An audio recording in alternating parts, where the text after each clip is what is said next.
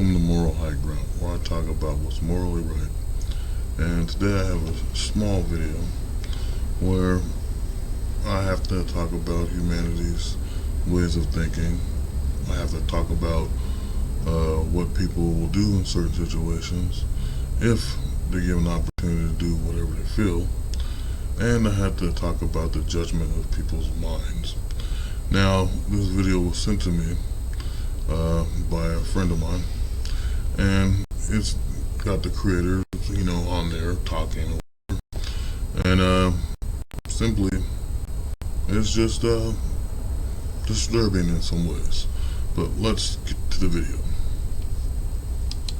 So this video here sent to me by a friend through another platform, and I found it here. So let's watch it and see what he's talking about. Oh shit, what is this? This is the name of the this is the name of his channel, so support this guy. But I'm only talking about this one video from him.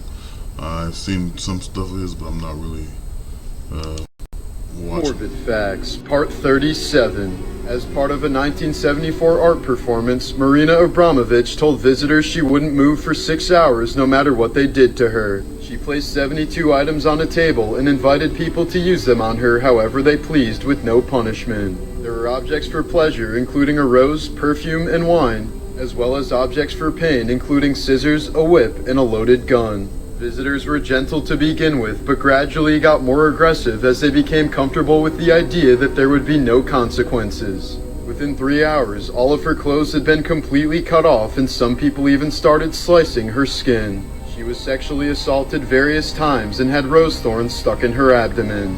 One person even held the gun to her head until someone else took it away. Once the performance was over 6 hours later, the crowd scampered like mice to avoid an actual confrontation. Afterwards, Abramovich said, "If you leave it up to the audience, they can kill you." So, let's get into this. Let's talk about this. So, this video shows what this artist did to try to explain how the audience would react if they had no consequences, and the objects that were laid before them: wine, a rose, scissors, a loaded gun, all this stuff, and they cut her clothes off, they cut her, raped her, or sexually assaulted, AS, whatever they say, to her, and all of it is crazy. And she says leave it up to the audience and stuff, but it's not leaving up to the audience. If you take consequences, punishment away from humanity, what would be the things that humans would do? Would they go off and try to hurt one another? Would they try to, unify and make their own society? Or would they simply go through mass hysteria and start just going crazy on all things man created? This is a serious thing to think about. It's not just a thing where you say, hey, this happened to this woman. It doesn't justify anything else that happens to me. It most definitely does, because this is the world we live in, where people's minds are more corrupt than what we think they are. People are really mentally ill in a certain way.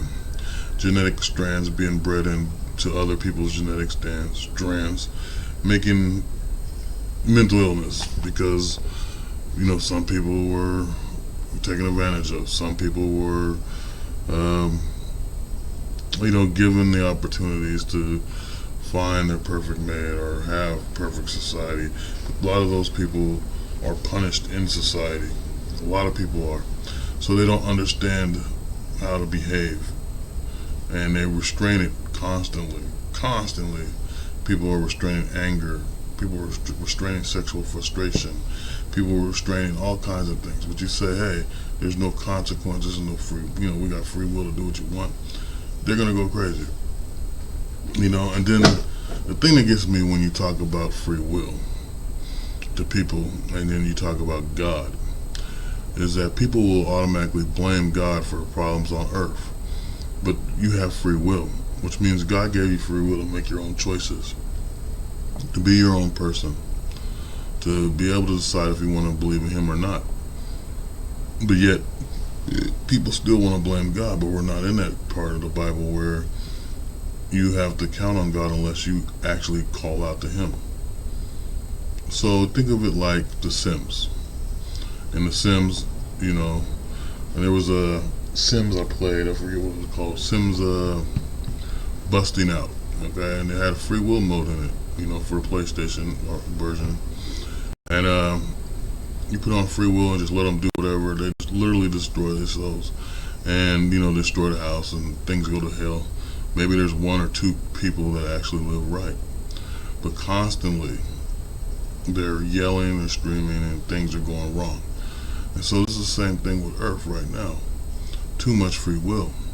Yes, man's got their own rules, their own laws and stuff, but you're not supposed to be obsessed with the circular world if you believe in God in a Christian state. Because this is what happens. You know what I mean? You go to people being obsessed with power. People want to dictate what you do, monitor what you do, tell you who you are when you know you're not that person. Tell other people crazy, outlandish stories about you when they don't even know who you are. But they want to act like they do. Maybe they met you one day or they work with you or something, and they want to make you look like you're something totally different, make everyone hate you. And why? To make themselves have gratification. That sickness is already out there in society right now, even more now than ever before, along with so much hatred, so much bigotry. The internet is the home, a nesting home of haters. Haters, losers, people that want to just break people down for no reason and make them feel bad about the good things they can accomplish in their lives. Even this little video I'm making, someone's jealous of the fact they can't do it. And it's not fucking hard. It's not weird science. It's not hard. It's not this, rocket science, as they say. It ain't, something so complicated a little child couldn't figure it out because there's little kids doing it. You know what I mean? But it just shows that people can't respect other people. Even this little video shows, even with the opportunities they had to even go up and touch these 6 objects and try to do whatever to this woman, they didn't think about restraint. No one really had the time. Maybe there was a couple people that restrained and just watched. Okay, like a lot like what that incident happened during 2020, where the woman was on the train with her daughter and this guy rapes both of them, and people just put a camera up and filmed it. Okay, and I will look that up if no one believes that, whatever. But I don't say things just to say stuff. I'm saying stuff because I'm trying to prove something, make a point. Okay, and in this situation, the point is, humanity is the sick, disturbing, demented creatures on the planet. No other creature can lock up its own kind and cage it up like we do. Okay? No other species sits around and takes pleasure out of some other person's misery as much as humans do. Not just humans' misery, but animals' misery, anything. No other creature can devour every species like we do.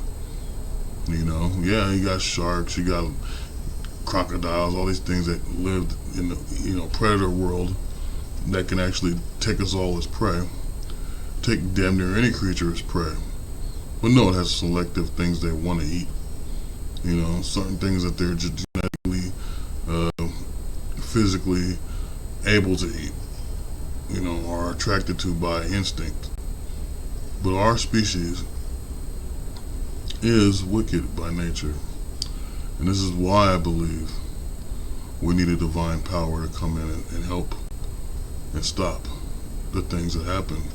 If you can't take that self-control yourself and believe that you can help be a positive light to someone, to reach out on the internet and say, hey, that's not cool, don't be a bully, don't hate somebody, or to walk in society and say, hey, stop it, what are you doing? Why are you acting like this? You know what I'm saying? We need people to stand up and do these things. A lot of you guys don't realize it's how it used to be. There used to be people that would stop in society and would tell you when you're wrong. But no, people glorify when you're wrong and hate you when you're right. This just proves the fall of humanity because consequences are very slim nowadays. And so, my point is, do you think this video was morally right to show an experiment that actually shows the sickening side of humanity? Or do you think it's morally wrong to even exploit the fact that you know humanity is going to turn sour? Because even her last statement about how she felt about the audience proves that she knew the audience would turn wicked. So, this has been Moral High Ground. Peace be with you, and blessings upon you always.